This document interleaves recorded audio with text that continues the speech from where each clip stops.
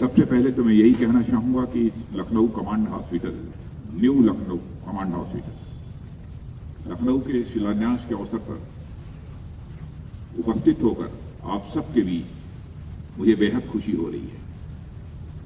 और जिस समय GOC/INC lieutenant general IS woman welcome address कर रहे थे, उन्होंने कहा कि माननीय रक्षा मंत्री जी आए हैं, हम लोगों की हौसला अफजाई करें।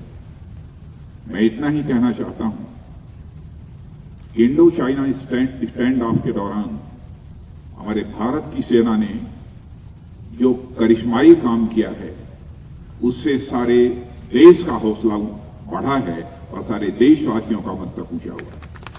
मैं समझता हूं कि मुझे हौसला अफजाई करने की कोई जरूरत नहीं।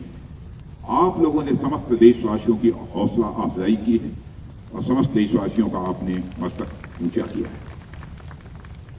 उत्तर प्रदेश में ही, उत्तर प्रदेश की राजधानी लखनऊ में यह सेंट्रल कमांड हॉस्पिटल का आज शिलान्यास हो रहा है। वैसे हमारे माननीय मुख्यमंत्री श्री योगी नाथ जी के नेतृत्व में उत्तर प्रदेश विकास की यात्रा पर तेजी के साथ चल पड़ा है और मैं मानता हूं कि न्यू कमांड हॉस्पिटल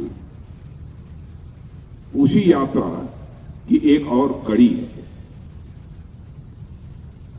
इसलिए इस अवसर पर इस प्रोजेक्ट से जुड़े हुए जो लोग भी हैं, सभी को मैं अपनी तरफ से हार्दिक बधाई देता हूं और अपनी हार्दिक शुभकामनाएं भी देता हूं। नए वर्ष की शुरुआत हो रही है तो इस प्रांत में एक नए न्यू कमांड हॉस्पिटल के निर्माण के साथ शुरुआत हो रही है और यह नया निर्माण हमें यह संदेश देता है कि यदि हमारा यह पिछला साल यह बाधाओं का साल रहा है तो निश्चित रूप से यह वर्ष समाधान का साल होगा। पिछला साल यदि हमारा निराशा का वर्ष रहा है तो निश्चित रूप से यह वर्ष हमारे लिए एक उत्साह का वर्ष होगा। साथियों, लखनऊ में सेंट्रल कमांड होने के कारण देश के एक बड़े हिस्से के साथ साथ नेपाल के भी सर्विंग और रिटायर्ड जो ऑफिसर्स होते हैं, जो अन्य जवान होते हैं, उनके परिवार के सदस्य होते हैं, उनकी सेवा की जिम्मेदारी का निर्वाह यह कमांड हॉस्पिटल यहां पर करता है। यह हॉस्पिटल देश की रखवाली करने वाले प्रहरियों और उनके परिजनों की विशेष रूप से देखभाल करता है। मुझे यह भी बताया गया है कि पिछले लगभग 1.5 शताब्दी से, यानी 150 वर्ष से ज्यादा, संभवतः 160 वर्ष हुए हैं, तब यह हॉस्पिटल यहां पर बना था और सेंट्रल यहां पर कमांड हॉस्पिटल के बने हुए भी लगभग 50 वर्ष पूरे हो गए हैं। इस बात की भी जानकारी हमको दी गई है। मैं समझता हूं कि जब आज हमारे प्रधानमंत्री नए भारत के निर्माण की बात करते हैं तो नए कमांड हॉस्पिटल का निर्माण क्यों नहीं होना चाहिए। और आज इस नए कमांड हॉस्पिटल के निर्माण का सिलसिला यहां से प्रारंभ होता है। लंबे समय से इसकी आवश्यकता अनुभव की जा रही थी और जैसा GOC/INC ने बतलाया, 20 वर्षों से लगातार यह प्रयत्न हो रहा था यहां पर न्यू कमांड हॉस्पिटल बन जाए, लेकिन तरह तरह की बाधाएं इसमें पैदा हो रही थी। मुझे यह भी बताया गया कि शायद सेना की सेक्रेटेरिएट ने 2018 में ही इसे पास कर दिया था, लेकिन प्रोसीजरल डिले, बजटरी कंस्ट्रेंट्स और ऐसे कई कारण थे जिन कारणों से बराबर इसका निर्माण कार्य चलता रहा है। लेकिन यह सारी बाधाएं अब दूर कर दी गई हैं और मैं पूरी तरह से आश्वस्त हूं कि अब जल्दी से जल्दी इस न्यू कमांड हॉस्पिटल का निर्माण संपन्न हो जाएगा। और जिस समय मेरा अभी प्रेजेंटेशन हो रहा था उस समय मैंने देखा, मुझे इस बात की भी जानकारी दी गई, यहां पर जहां कमांड हॉस्पिटल ये बन रहा है वहां पर वृक्ष जो लगे हैं उसमें अधिकांश वृक्ष काटे नहीं जा रहे हैं ताकि पर्यावरण पर कोई प्रतिकूल असर न पड़े, बल्कि उनका रीलोकेशन किया जा रहा है। ये बेहद प्रसन्नता की बात है। इसके लिए मैं आप सबको अपनी तरफ से हार्दिक बधाई देता हूं। कोविड संकट, जिसके हमारे माननीय मुख्यमंत्री श्री योगी आदित्यनाथ जी ने चर्चा की, उसे आप सभी वाकिफ हैं। भारत ही नहीं, सारी दुनिया इस संकट से जूझ रही है। सारी दुनिया इस पैंडेमिक की चपेट में इस समय भी है। क्या हम में से किसी ने कभी सोचा था ऐसी पैंडेमिक, ऐसी महामारी इस देश में आएगी कि बिना हम धूमधाम के साथ बिना अपने दोस्तों के हम होली का त्योहार मनाएंगे? क्या हमने कभी सोचा था हम बिना धूमधाम के, बिना अपने दोस्तों के, बिना अपने सारे संबंधित लोगों के दिवाली और ईद का भी हम त्योहार मनाएंगे? लेकिन कोविड पैंडेमिक ने ऐसे हालात पैदा कर दिए। हमने कभी सोचा नहीं था ऐसे भी हालात इस देश में पैदा होंगे कि सारी रेलें ठप हो जाएंगी, जहाजों का आवागमन ठप हो जाएगा, बाजार बंद हो जाएंगे और स्कूल बंद हो जाएंगे, और यह सारा का सारा काम एक दिन में ही, एक झटके में हो जाएगा। इसकी तो हम लोगों ने कभी कल्पना भी नहीं की थी। लेकिन मुझे प्रसन्नता है इस बात की, हमारे प्रधानमंत्री जी श्री नरेंद्र मोदी जी के नेतृत्व में इस आपदा के आने के साथ साथ इसे निपटने के भी प्रयास प्रारंभ कर दिए गए और बहुत ही हिम्मत और साहस और सूझबूझ के साथ इस कोविड पैंडेमिक की चुनौती को हमारे प्रधानमंत्री ने स्वीकार किया और स्वयं इस चुनौती से निपटने के लिए क्या क्या कदम उठाए जाने चाहिए उस पर गंभीरता के साथ विचार किया और मंत्रिमंडल में उनके साथ होने के कारण और प्रायः बैठकों में रहने के कारण मैं कह सकता हूं एक सप्ताह में 2-3 बैठकें निश्चित रूप से कोविड पैंडेमिक के चैलेंज से निपटने के लिए बराबर हमारे प्रधानमंत्री ने की है। जिस समय महामारी का संकट हम सबके सामने आया था, सबसे बड़ी चुनौती थी कि टेस्टिंग लैब्स, मुश्किल 2 टेस्टिंग लैब्स थे। आज 1000 से अधिक टेस्टिंग लैब्स इस भारत में बन गई। मास्क का संकट था, पीपीई किट्स नहीं थे, वेंटिलेटर्स की कमी थी। लेकिन आज मैं कह सकता हूं कि हमारे भारत ने जो तत्परता दिखाई है और जिस सूझबूझ का परिचय दिया है कि आज जहां पर टेस्टिंग लैब में हमारे हजारों से ज्यादा अधिक हो गए हैं, वहीं पर मास्क, पीपीई किट्स और वेंटिलेटर हमने पर्याप्त संख्या में बनाकर केवल देशवासियों की सेवा ही नहीं कर रहे हैं, बल्कि दुनिया के दूसरे देशों को एक्सपोर्ट करने का भी काम कर रहे हैं। और ऐसे हालात हम लोगों ने 4, 5, 6 महीने के अंदर ही पैदा किए हैं इस देश में। यह कोई छोटी कामयाबी नहीं है। लेकिन मैं मानता हूं कि सारे इंफ्रास्ट्रक्चर इस चैलेंज को बीट आउट करने के लिए भले ही हम खड़े कर लिए हों, लेकिन यह डॉक्टर्स न होते, पैरामेडिकल स्टाफ न होता, जिन्हें कि हम बराबर वॉरियर के रूप में, कोविड वॉरियर के रूप में जानते हैं, और इन्होंने जोखिम न उठाई होती, तो मैं समझता हूं कि हमारे सारे इंफ्रास्ट्रक्चर, सारी चीजें ये धरी की धरी रह जाती हैं और हम इस चुनौती का मुकाबला नहीं कर सकते। शायद इसीलिए हम डॉक्टर को इस धरती पर दूसरा भगवान मानते हैं, क्योंकि कोविड के खतरे तो इन डॉक्टर्स के लिए भी थे, पैरामेडिकल स्टाफ के भी थे, हॉस्पिटल में सफाई करने वाले के लिए भी थे, परिवार से दूर रहकर। और मैंने देखा है कुछ डॉक्टर्स को खाना खाने के लिए जब जाते थे तो अपने घर के बाहर एक चटाई पर बैठकर उनकी पत्नी किसी दूसरे के माध्यम से दूर ही खाना रख देती थी और वह खाना ले जाकर उस चटाई पर बैठकर अपने घर के बाहर खाकर पुनः हॉस्पिटल चले जाते थे। सचमुच इन वॉरियर्स ने करिश्माई काम किया है, इनका अभिनंदन किया जाना चाहिए और सारे देश ने इनका अभिनंदन किया है। और इस संकट की घड़ी में मैं कह सकता हूं कि फ्रंट लाइन सोल्जर के रूप में किसी ने काम किया है तो हमारे डॉक्टर्स ने किया है, हमारे पैरामेडिकल स्टाफ ने किया है और हॉस्पिटल से जुड़े अन्य सारे सभी कर्मियों ने किया है। उनके इस कमिटमेंट का, उनके इस डेडिकेशन का मैं शीश झुकाकर अभिनंदन करता हूं। लेकिन हम लोगों के लिए बेहद खुशी की बात है, जैसा हमारे माननीय मुख्यमंत्री श्री योगी आदित्यनाथ जी ने बतलाया है और आप सारे देशवासियों की इस बात की जानकारी है, वैक्सीनेशन का सिलसिला आज से ही प्रारंभ हुआ है। हमारे प्रधानमंत्री जी का उद्बोधन भी आज हुआ है। सारे देशवासियों को उन्होंने अपना एक संदेश भी दिया।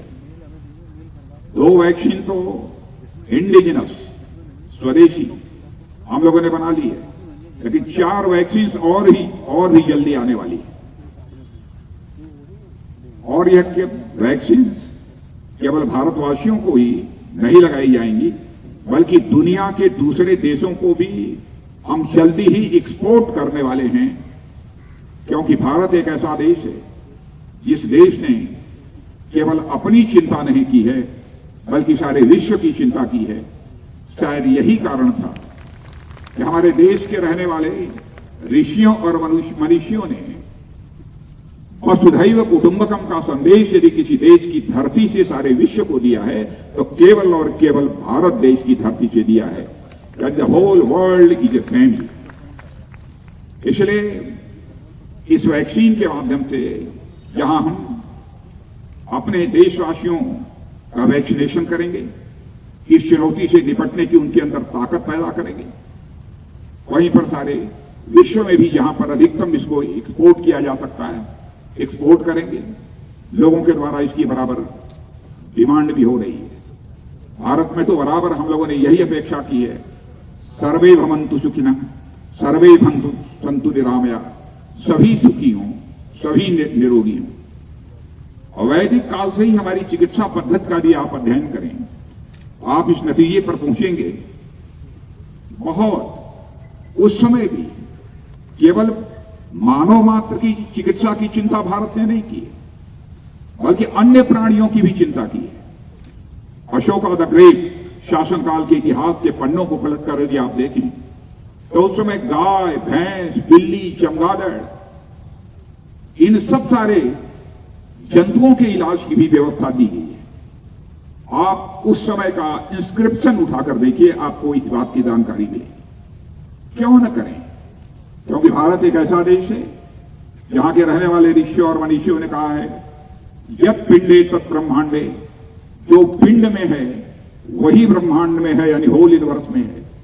जो पिंड में है वही ब्रह्मांड में है, जो जड़ में है वही चेतन में है, जो सूक्ष्म में है यानी छोटे में है वही विवर्त में है यानी बड़े में है, जो मेरे में है वही तेरे में है। यह कल्पना हमारे देशवासियों ने क्यों नहीं चिंता की अन्य प्राणियों की? महात्मा गांधी ने भी सभी प्राणियों की चिंता करते हुए स्वच्छ भारत और स्वस्थ भारत का सपना देखा। और मैं कह सकता हूं कि सचमुच सारे इसके पहले के भी प्रधानमंत्रियों ने काम किया है, लेकिन आज के हमारे प्रधानमंत्री इस दृष्टि से भी उन्होंने करिश्माई काम किया है। मैं पंडित दीनदयाल उपाध्याय की भी यहां चर्चा करना चाहता हूं। बराबर वे कहते थे कि मनुष्य 4 चीजों को मिलाकर बना हुआ है। तन यानी शरीर, इसमें इंद्रियां भी आती हैं, तन, मन, बुद्धि और आत्मा, इन 4 चीजों को मिलाकर बना हुआ है। जब तक चारों सुखी नहीं होंगे, जब तक चारों को सुख की अनुभूति नहीं होगी, तब तक व्यक्ति कभी सुखी नहीं हो सकता। यह उन्होंने कहा है। इसीलिए कहा है कि तन, मन, बुद्धि, आत्मा, इनके स्वास्थ्य की भी चिंता की जानी चाहिए, हर व्यक्ति को करनी चाहिए। और साथ ही साथ तन, मन, बुद्धि, आत्मा, इन चारों के बीच संतुलन भी बना रहे, बैलेंस भी बना रहे, इस बात की भी चिंता की जानी चाहिए। अब बहुत डिटेल में मैं नहीं जाना चाहता। इसमें हो सकता है कुछ ऐसे भी सो कॉल्ड प्रोग्रेसिव जो हमारी बात सुन रहे हो, वो कहेंगे भाई तन, शरीर, मन, बुद्धि की बात तो समझ में आती है, लेकिन आत्मा, का एग्जिस्टेंस कहां है, आप मुझे बताइए। तो मैं आत्मा दिखा नहीं सकता हूं कि आत्मा कह रही है, लेकिन यदि कोई मां घर में या हमारा जवान जो सीमा पर काम करता है, जब घर वर्षों के बाद वापस लौटता है और नन्हे मुन्ने अपने छोटे बच्चे को 6 महीने, साल, 1.5 साल, 2 साल के बच्चे को जमीन पर चलते हुए, रेंगते हुए, घुटनों के बल चलते हुए देखता है, उस समय जब नौजवान उस बच्चे को जमीन से उठाकर अपने सीने से लगा लेता है, तो उस नौजवान को शरीर के सुख की अनुभूति नहीं होती है, मन के सुख की अनुभूति नहीं होती है, वह बुद्धि का सुख नहीं होता है, वह आत्मा का सुख होता है। इसे ही आत्मीय सुख है। आर्किमिडीज प्रिंसिपल के बारे में भी आप जानते होंगे। आर्किमिडीज प्रिंसिपल में भी आर्किमिडीज जब टब में बैठा और पानी बाहर निकला और यूरेका यूरेका बोलते हुए जब वह बाहर दौड़ने लगा, तो जिस सुख की उसे अनुभूति हुई थी वह शरीर का सुख नहीं था, वह आत्मा का सुख नहीं था, बल्कि वह बुद्धि का सुख था। ऐसे ही इसकी लंबी व्याख्या न करते हुए मैं कहना चाहूंगा, तन, मन, बुद्धि और आत्मा, इन चारों के बीच संतुलन भी होना चाहिए। मित्रों, आजादी के बाद हेल्थ सेक्टर का जहां तक प्रश्न है, बहुत सारे काम हुए हैं, बहुत सारी प्रगति भी हुई है। मैं आंकड़ों में नहीं जाना चाहूंगा, लेकिन मैं कहना चाहूंगा कि आज भी हॉस्पिटल, डॉक्टर्स, बेड्स जितने चाहिए उतने उपलब्ध नहीं है, लेकिन हमारी सरकार ने इस दिशा में प्रभावी कदम उठाए और प्रधानमंत्री जी इसकी विशेष रूप से चिंता भी कर रहे हैं। जीडीपी का जितना एक्सपेंडिचर हेल्थ सेक्टर पर होना चाहिए, कहीं ना कहीं बहुत कमी रही है, उसमें भी हम बढ़ोतरी कर रहे हैं। मेडिकल काउंसिल ऑफ इंडिया थी, उसे बदलकर नेशनल मेडिकल कमीशन बना दिया गया, ताकि जितने भी मेडिकल इंस्टीट्यूशंस हैं उनकी ट्रांसपेरेंसी के साथ ही साथ समय समय पर उनका इवैल्यूएशन, उनका मूल्यांकन भी होता रहे, और साथ ही साथ मेडिकल सेक्टर में भी रिसर्च और डेवलपमेंट को कैसे अधिक से अधिक बढ़ावा मिल सके, इसकी भी चिंता नेशनल मेडिकल कमीशन करेगा। एक बहुत महत्वपूर्ण कदम आयुष्मान भारत, भारत देश के लिए उसकी आवश्यकता थी। 5 लाख रुपए तक का एक वर्ष में मुफ्त इलाज, कल्पना नहीं कर सकते थे हम कभी, और दुनिया के किसी भी देश में इतनी बड़ी स्वास्थ्य सुरक्षा योजना नहीं है जैसी भारत में आयुष्मान भारत की यह योजना। और आज आपको यह बतलाते हुए मुझे बेहद खुशी हो रही है कि जब से यह health insurance scheme, Ayushman Bharat की योजना लागू हुई है, 2 साल में ही 1.5 करोड़ से अधिक लोगों को इसका लाभ मिल चुका है। 1.5 करोड़ से अधिक लोगों को, यानी 1 साल में 5 लाख रुपए तक का मुफ्त इलाज। यदि रोग ठीक नहीं हुआ, दूसरे वर्ष भी 5 लाख रुपए तक का मुफ्त इलाज। सारे विश्व में यह योजना अपने में अनपैरेलल है। प्राइमरी हेल्थ सेंटर्स हमारे जो थे, उसको भी अब बदलकर हेल्थ एंड वेलनेस सेंटर के रूप में स्थापित करने की कोशिश की गई है। कई स्थानों पर, उत्तर प्रदेश में भी हमारे माननीय मुख्यमंत्री योगी आदित्यनाथ जी ने इस पर विशेष ध्यान दिया है। यदि विचार किया जाना चाहिए हेल्थ के बारे में, तो हॉलिस्टिक अप्रोच होना चाहिए, और इसी अप्रोच को ध्यान में रखते हुए यह सिलसिला प्रारंभ किया गया है। हर जिले में एक मेडिकल कॉलेज या पोस्ट ग्रेजुएट मेडिकल कॉलेज लाने की दिशा में भी तेजी से काम हो रहा है, और हमारी सरकार का लक्ष्य है कि हर जिले में मेडिकल कॉलेज होगा और कहीं पोस्ट ग्रेजुएट मेडिकल कॉलेज होगा। इसकी भी हम कोशिश कर रहे हैं। 22 नए एम्स बन गए, 6 वर्षों के अंदर 22 नए एम्स बन गए, और आगे भी नए एम्स बनाने की हमारी योजना है। यानी जितने हमारे डॉक्टर्स एमबीबीएस पोस्ट ग्रेजुएशन करने के बाद भी निकलेंगे और जो उसमें वेल क्वालिफाइड होंगे, ताकि उनकी पोस्टिंग एम्स वगैरह में भी की जा सके। और 5 वर्षों में जो हमारी इसके पहले जो एमबीबीएस की सीट्स थी, 30,000 सीट्स एमबीबीएस की 5 वर्षों में ही बढ़ाई गई। वैसे ही पोस्ट ग्रेजुएशन की लगभग 15,000 सीटें बढ़ाई गई। यह उपलब्धियां मैं आपके सामने इसलिए नहीं गिना रहा हूं, इसकी चर्चा केवल इसलिए कर रहा हूं कि हेल्थ सेक्टर को लेकर हमारी सरकार कितनी जागरूक है, इसलिए मैंने इसकी चर्चा की है। सभी के स्वास्थ्य की चिंता होनी चाहिए, यह हमारी सरकार का लक्ष्य है और उसी दिशा में लगातार हम अपने कदम आगे बढ़ा रहे हैं।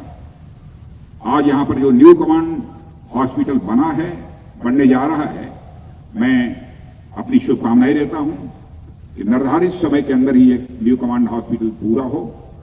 और मैं यह भी आग्रह करना चाहूंगा जीओसीएमसी से, आरबी चीफ से, सरकार के स्तर पर कहीं पर कोई बाधा आएगी, उत्तर प्रदेश सरकार के स्तर पर कहीं पर कोई बाधा आएगी, हमारे माननीय मुख्यमंत्री योगी आदित्यनाथ जी, हम सब मिलकर उस बाधा को जल्दी से जल्दी दूर करने की कोशिश करेंगे ताकि न्यू कमांड हॉस्पिटल ये जल्दी से बनकर तैयार हो जाए।